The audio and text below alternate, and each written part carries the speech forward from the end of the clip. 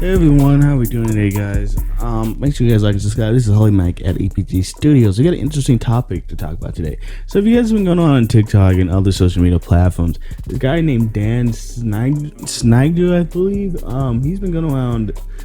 People are wondering, he has a long history of being just a complete creep weirdo. I mean, even has that weird face. So we put let's go back in time before we talk about what the present day issues are.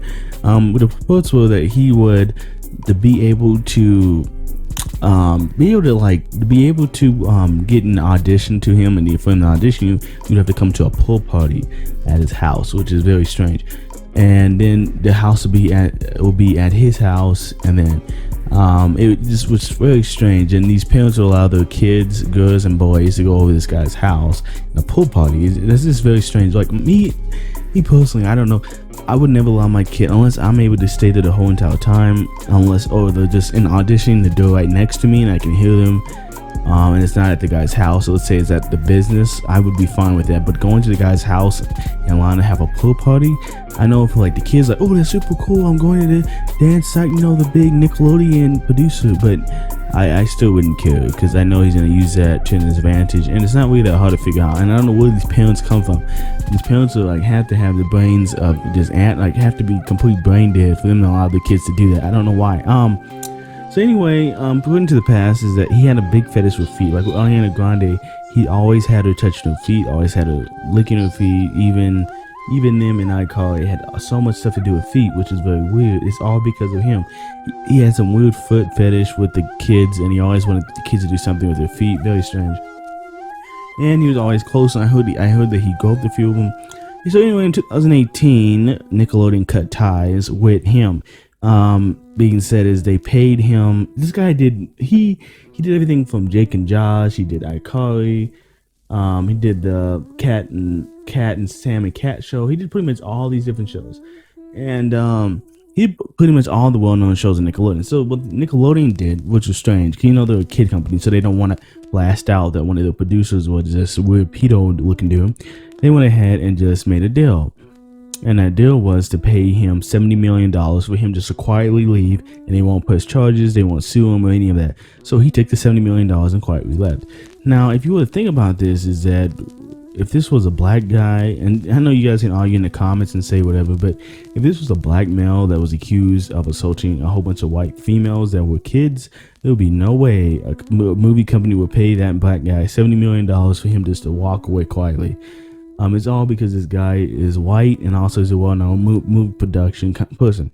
So anyway, the reason why we're talking about this today is because in 2021 and 2020 we heard that, and Paramount Plus, which is the same company as Nickelodeon, they all own each other, that we heard that iCarly was coming back under the adult version reboot. I want to say adult version because a lot of people thinking it's going to be the same kid version. No, this is going to be an adult version. Everyone was concerned if he's going to be brought back to be the producer, and none of the actors felt safe with working with him as being the new producer. So that's why it came back to light of him, what he's been up to, because people were concerned about him being back to producer and putting more people in harm's way because of Sam, girl that plays Sam, Jeanette McCurry, I think, something like that. She brought up issues. She explained all the different weird takes that he would do. All the different weird takes that she had to deal with while working with him, and she quit acting. I don't know if that might be some of the reason why she quit acting, but that's just a theory. Kids who grew up in the 90s and 2000s will recognize Nickelodeon shows such as The Amanda Show, Drake and Josh, iCarly, and created by Dan Schneider. He wrote these shows. Stars such as Drake Bell, Josh Peck, Victoria Justice, all these different other actors have become household names for their time in Nickelodeon. Due to Dan's success and legacy at Nickelodeon, he was given a Lifetime Achievement Award at 2014 Kids' Choice Awards. I do remember that. I don't know if you guys remember that, but I do very much remember that. But on March 26, 2018, Nickelodeon announced that Dan and his production companies, 𝗟𝗶𝗸𝗲𝗲, would part ways for being one of the most iconic creators working for the channel. It was shocked given how many shows he worked on. So people didn't quite know why he was being removed.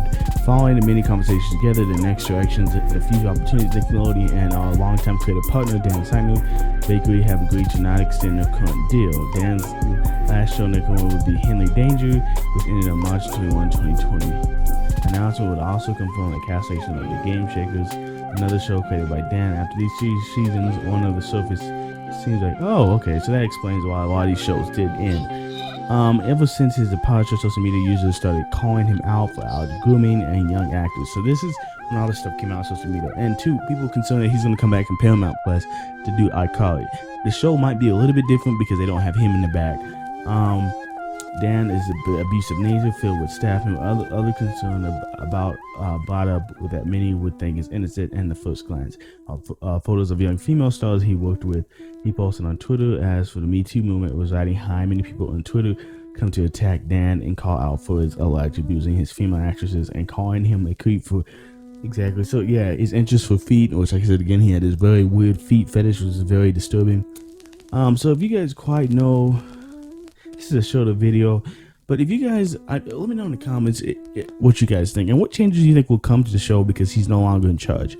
I know the quality of the show doesn't really matter when it comes to him and his past, but I think Nickelodeon should have pressed charges, not just sent him away and handed him $70 million.